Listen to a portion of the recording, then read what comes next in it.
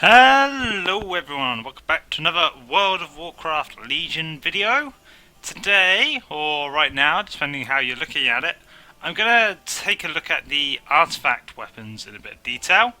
So what that means is I've got the Legion website open for World of Warcraft, and it's got all the basic details for every class now, on what their artifact weapons are going to be, the basic models for them, not all their variants and all that, but we at least get to see every artifact and its source for Legion.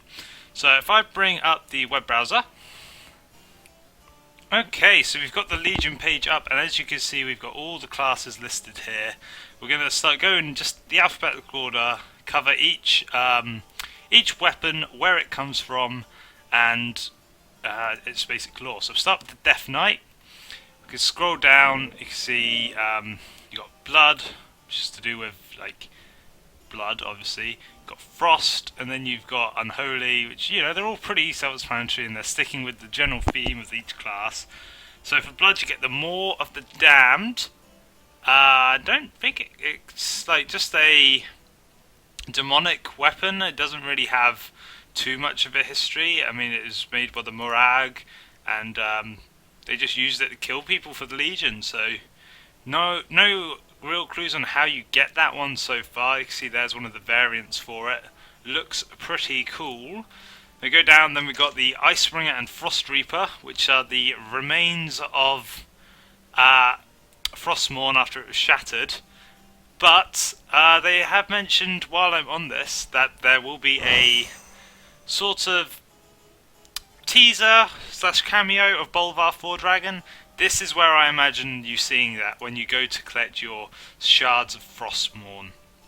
Okay, so moving on, we have Apocalypse. This actually looks a lot similar to some of the weapons like Armageddon and things like that. And this is made by the Nazvazim, which are Dreadlords, usually known as the Dreadlords. Tourist Guard Mage couldn't control it. And yeah, this is by the Dark Riders, who are servants of Medivh. So that may be very similar to the Warlock one we're going to cover later in the Catacombs under Karazhan, and there's a variant for that as well. Because we'll get to it later, but the main one they focused on and explained at BlizzCon was the Warlock Soul Reaper, which was again taken by the Dark Riders and hidden under Karazhan. So that's quite interesting that both of these places, both the sword and the scythe are in the same location. Moving on though, we got the Demon Hunters next, and obviously Demon Hunters, you get Warglaves. You're obviously going to get Warglaves. So for your Havoc spec, which is your DPS spec, you get some of the Warglaves from one of the main quest, what's he called? Quest mobs. Under Burning Crusade era.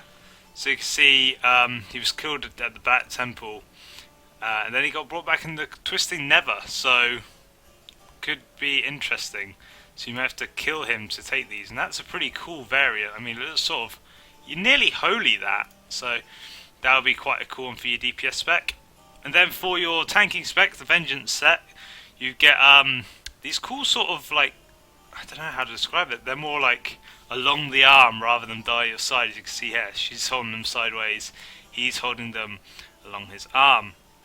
See, there's again a weapon that has been used by demons so that they can sort of mess things up. So, again, that was by another demon hunter who willingly went over to the dark side, as it were, and joined the Legion, and there's the variant for that. It's only two because Demon Hunters only have 2 specs. So moving on, we have the Druid artifacts. So there's going to be 4 on this one. So for balance, you get the Scythe of Elune, and if you're a long-term Warcraft player, you will be like, oh my god, Scythe of Elune! Which I was like when I heard it was announced, because Scythe of Elune is what started the whole Worgen curse on Azeroth, and yeah, it's just really interesting to see it actually coming into the game as a weapon for Balanced Druids, and that is pretty cool. It's like, I don't know if that's meant to be Fel or Nightmare energy, but it's got like sort of eclipse going on with it, which is really cool. Very nice. That almost looks a bit trollish as well, with the long fang tooth things going on there. So then we've got the fangs of Shaman, which is a giant grey panther and one of the first wild creatures that fought during the War of the Ancients. So there's a large shrine in Balnarashar where you're going to get them from there, and they're going to change your kitty cat form. So that's just one of the variants. I'm pretty sure there was a fire one and a fell one shown during the first unveiling of the cat forms. So you get those daggers. I don't know if the daggers will change when you obviously change the look, but that will. Then we have the claws of Ursok. Ursok is another one of those creatures that fought during the War of the Ancients, and these are apparently made by the Keeper Freya, who is in Ulduar, if you know about that. So he unfortunately died, like many of the other creatures in the War of the Ancients. But yeah, the claws were apparently taken to the Emerald Dream, because if you quested in Grizzly Hills, you know some of the followers of Ursok kind of went crazy after the failed world tree in Grizzly Hills went all awry. So you'll get those from Ursok's spirit in the Emerald Dream, it looks like, and they give you the cool bear variant, and this is the only one I've seen, but I imagine you could get different colours, different schemes going on there. And finally we have the Restoration Ganir. I'm not too sure how you pronounce this one. This was a branch taken from the very first tree, apparently, which is represent Aviana, which is the flying goddess, the harpy. Again, who died in the War of the Ancients, like so many others. But this is linked to the corruption and the nightmare, as you can see here, and it looks quite cool with the sort of antlers and stuff. And then we have like a really cool nightmare variant here. So as you can see, we're 3 classes in. Quite a lot of these are being made up as we go. Like these, Ursok and Ashmain may have existed before, but these weapons didn't. Neither did Ganahaya. Yeah. Scythe of Valoon did, as well as if we go back to the Death Knight, obviously this is the remain of Frostmourne. So they're existing weapons, but a lot of these are made up. So moving on, we get to the Hunters. Now, bear in mind that Survival Hunters have been changed to melee, so bear that in mind when we get to them. So for Beastmaster, you get Titan Strike, which is built by Mimiron, another keeper from Ulduar. So yeah, you just get a gun for that, which has been used by various people, and you can see there's like a nice chunky version of it, just more like a sort of weird magic shotgun. For Marksman, you get Fastora, Legacy of the Windrunners, which is apparently from Illyria, as you can see there. So with her coming back to Azeroth, that you'll either, she may die, I don't know, but you're getting her bow somehow. And this is a cool Blood Elven variant of the bow, so that's be cool for all your Marksman Hunters. And then for Survival, you have the Talon Claw, which is a Spear of the Wild Gods, which is coming from the new area of High Mountain with the Tauren there. So that's all new. It's been apparently blessed by the Ancients, so it's got superpower. And there's a cool Wolf's Head variant on that. It's sort of got that fellish green colour scheme as well going on that some of these weapons have. Moving on, we have the Mage. So Mage, you get quite a few interesting things. For the Arcane Mage, you have Alunef, which is the last guardian before Medivh's staff, Aegwynn, his mother. So it's apparently it's just her staff, the Aegwynn's staff, and it's obviously going to have some power and lore in it. That looks like it probably animates to have lightning flowing around it, which is cool. So yeah, that's obviously just been made up again, because since we can't get a Tesh, because obviously Khadgar has it now, I reckon this is the closest thing they could do to giving you the Guardian staff, is giving you Medivh's mother's staff. Moving on, Fire. This is one that does exist, Fellow Malone, which is Flame Strike, and it was Kael'thas's weapon. See, Prince Kael'thas Sunstrider made the sword after Arthur destroyed it when he took the Sunwell over, and he used it to fight against Arthas at the Frozen Throne. he lost, and the sword was apparently lost in Northrend, so it looks like you'll get it there, and I really like that. That's a really nice, elegant variant for it, especially if you're a Horde Flame Mage. Those red colours look really good. And for Frost, you get Even Chill, which is the first Guardian in Tirisfal. So while Aegwyn was the last before Medivh, Even Chill was the first one. So again, this has been made up again. This is a new weapon that's not been seen before, and that's a cool variant. You know, loads of icy little colours on there. You can see that one's got some nice floating bits to it. Okay, next class we have the Monk. Now, these are probably going to be rather made up as well, due to the fact Monk is a relatively new class. So you have Vuzan, which is, again, we're back to the Titans here. We're seeing quite a few Titan things, and when Freya planted a seed in Pandaria, or one of the first few ones, one of them grew into the tree Vuzan, which grew over all of Pandaria. So Freya fashioned the walking stick, which is probably seen here, from one of the trees, from one of the branches of this tree, which then passed on to Yulong, which goes on to a Hosen, the Monkey King, and then eventually goes on to you. So quite a complicated history for this staff, with a little brew keg and sake thing. So it's Brewmaster definitely, because you've got the kegs going on there.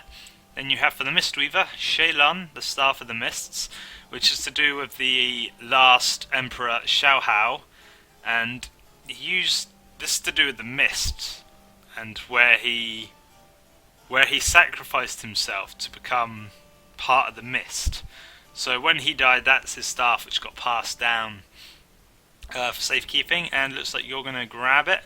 I remember seeing this in the panel, I think it was at Gamescom, not BlizzCon. The variants all look like, well, for one set of the variants, they look like the different aspects of the August Celestials in Pandaria. So this is clearly the Jade Serpent one.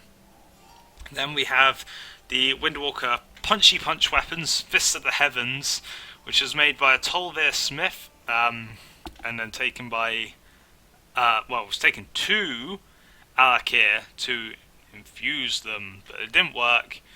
So he sort of did some other stuff and made it go crazy. So instead of using them to kill someone, they actually caused a giant tornado which killed a city. But it's a bit of a sad story, but they look pretty cool. I mean, fist weapons are very interesting for what they could potentially do. So these, I think, look a little boring. That looks like a bit too used before, but we haven't seen the other variants, so we don't know about that. Like I said, lots of new weapons again. Okay, Paladin. I wonder what could be first. Oh, it's not the Ashbringer. Ashbringer's last. So we start with the Silver Hand, which is quite a iconic name, considering the Silver Hand is the name of the Paladin Order, well, the first Paladin Order anyway. And this was made by another one of the Keepers, Tyr, who I find this actually really sad to read this, because having been a big lore buff and nerd myself, I've read all the books, or nearly all of them, and Tyr has always been a great mystery for me, because in the Storm Peaks you find Tyr's being abandoned. Tyr features in the Dawn of the Aspects novel, and I really wanted to know where he was, and then it just says it, but Tyr sacrificed his life, and it's like, oh, well, mystery gone then. Guess that's it. So he's dead, which kind of depresses me, but you get his hammer. You get his hammer, which is like a silver hand with this big glowy thing. You got this sort of void shadow version for the variant, and this offhand to go with it. All the one-hands Blizzard have announced all the one-handed weapons come with an offhand with it as well. So you can see here, a good example, they got the tome up there, and then for protection we have the Truth Guard, which is a shield and sword, which is again from Tyr and Arcadus. So you got a bit of both from there, and this is again due to being with Tyr. When he fell, these weapons were taken and placed elsewhere, and you go to collect them. And a nice golden variant for those as well, so you get some more holiness going on there, because whoops, they look very titany, these look more holy. And then we have good old Ashbringer. Don't know the Ashbringer story? Why the hell not? It's pretty well known by now, so we're not going to go too much into that. But it's going to be interesting to see if Tyrion dies or gives it up or something, because he is about 90, 80 or 90 by now. He's got to be. So he's getting on a bit. Right, so that's the Paladin. Let's move on to the Priest. So for discipline, and we're also going to touch quickly on the police changes. They've made holy, pure holy. You're the beacon of light. You do not touch shadow. You abhor it. Shadow is obviously your shadow. You're all into old gods and insanity and rare. And the discipline's in the middle. You use the light, but you also know that shadow needs to exist for a purpose. So that's where that comes from. So it kind of makes sense that the discipline thing comes from the Scarlet Crusade, who apparently they tried to create a second Ashbringer, and we all know that the Scarlet Crusade never were very good at doing what they wanted.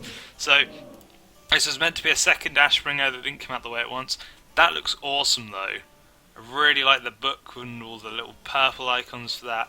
So that's a cool, you can see the contrast between Holy and Shadow in that. Then we have Tur, the Beacon of the Naru.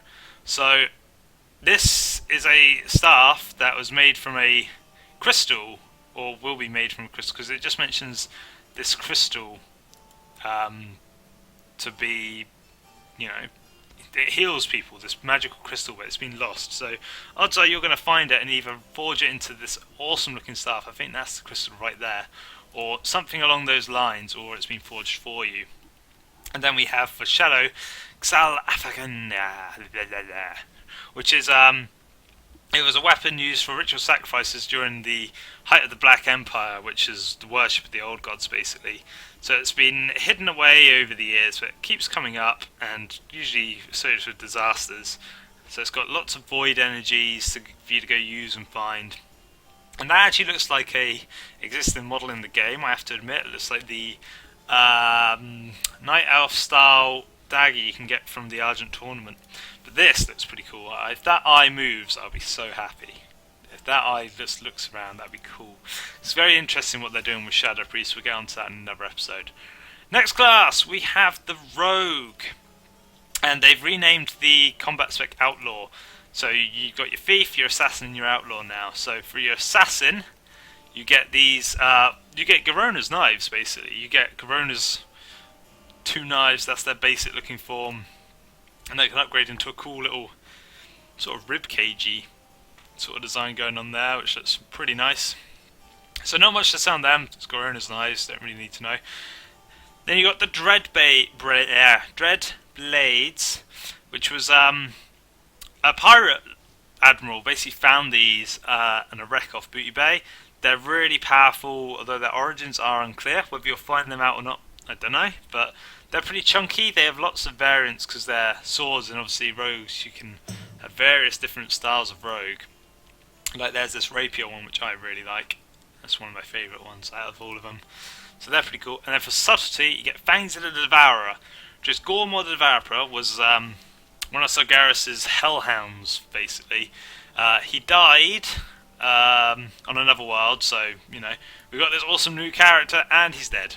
So, never mind.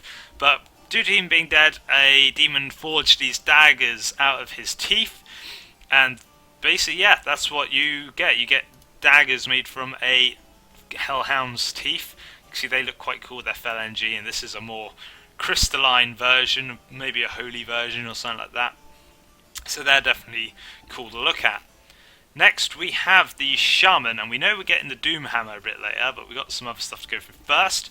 The Fist of Ra-Den. So Amun-Ful, who's the leader of the Titans, gave Ra, who, if I remember correctly, is an Oldum,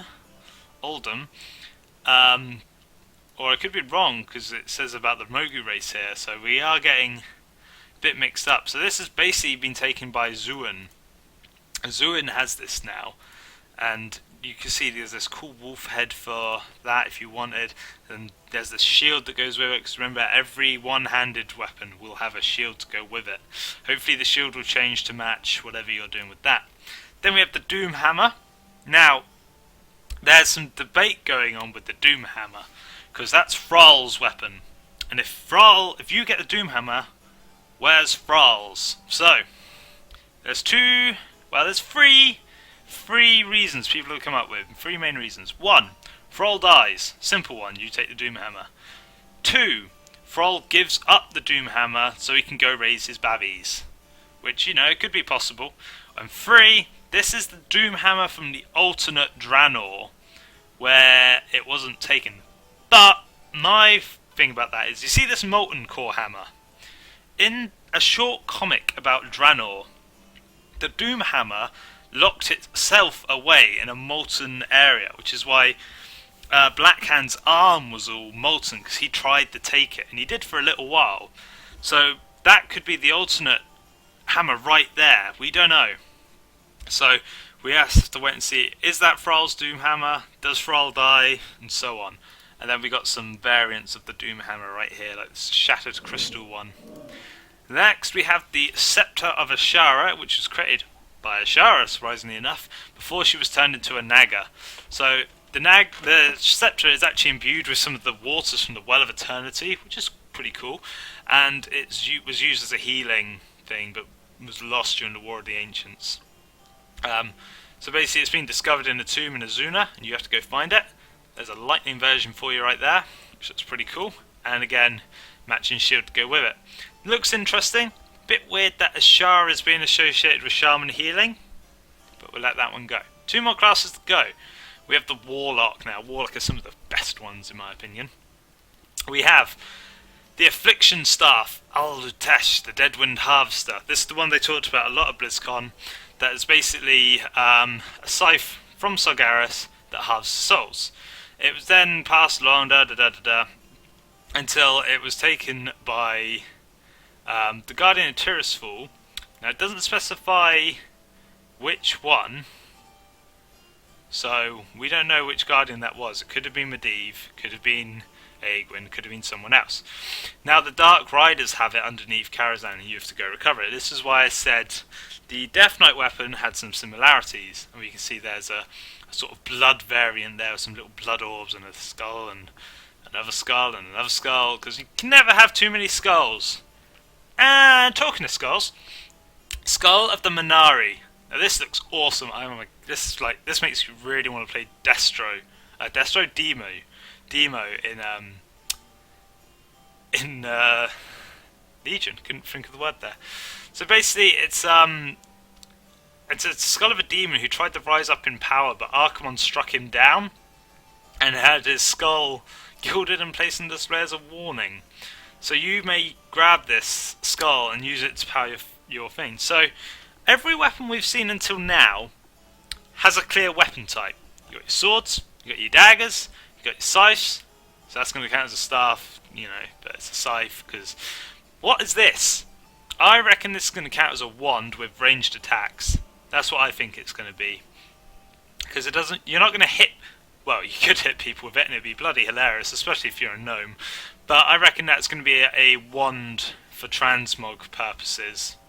Then we have Destruction, the Scepter of Sargeras. So this is pretty cool looking stuff. I mean, look at it. I do admit it's a bit weird to see purple rather than either red or green for destruction, considering that, purple, your destruction, you use fire. But, live and let live. There's some cool variants. We'll probably get a red one. Basically, the Kirin Tor have it after it's basically been passed around a few times and cause a load of damage. And that variant, that's so cool, that variant. Sort of reminds me of the Bastion of Twilight mixed with Dragon Soul, because you got the dragon wings. So that's quite cool. And the final class, we have the Warrior. Can't forget the Warrior. So, for arms, you have this giant weapon. This Stormruck, the Warbreaker. So there's a barbarian warlord who first united humanity. So this is from the founding of Arathor, which, if you know your human lore, Arathor was the first human kingdom, like the true kingdom, and obviously Lordaeron and other stuff branched out from there. So this has basically been lost beneath Tirisfal, which is interesting because Blizzard have stated that we may see what is beneath Tirisfal. So It's going to be very interesting. And above all this sword has slowly been drinking in all the shadow power there. So whether that means the undead above it, or whatever shadow power is beneath Tyrannosaur, we're going to have to find out. And there's one of the variants. It sort of looks like molten lava running through it. I can't really tell without the animation on. So Fury, before I cover these, Blizzard have said they're making Fury, the Fury weapons bigger to look more like two-handed, because BlizzCon they were asked about that because they look a bit one-handed. They're up in the size, making bigger. Titan's grip on those. So we're back to the keepers again. Odin this time. So you got the swords. He made these swords after dealing with this betrayer, but the swords were stolen from him and infused with a portion of her rage, and then passed down from heroes and to dragon souls to Helheim. So they're quite interesting swords. That looks, I reckon that could do with being a bit longer, like this bit here, just elongated, but it's a cool looking design either way. And then finally, the last thing we're looking at is the scales of the Earth Warden. So it's an impenetrable shield made from the scale of the black aspect Neltharion before he became Deathwing. So this is quite interesting because it means that he wasn't Deathwing, so he didn't have the old gods imbuing you won't have old god power in these things, but you'll still have the power of the Earth Warden itself within them. And I mean, look, despite this looking like, I don't know, it's somewhere between Holy and Horde, because you got the blue, you got the gold, you got the yellow, but then you got all these spikes, so it's a nice balance in between. So there's definitely some interesting stuff going on for the warriors. So that is all the artifacts. My favourite, I'm sorry, it has got to be this demon skull. Look at it, it's a demon skull. What more can you want?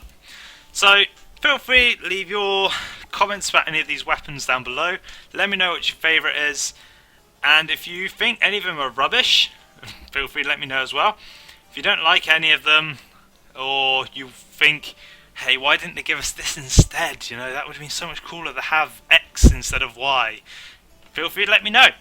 But thanks for watching, and I'll see you later. Toodles.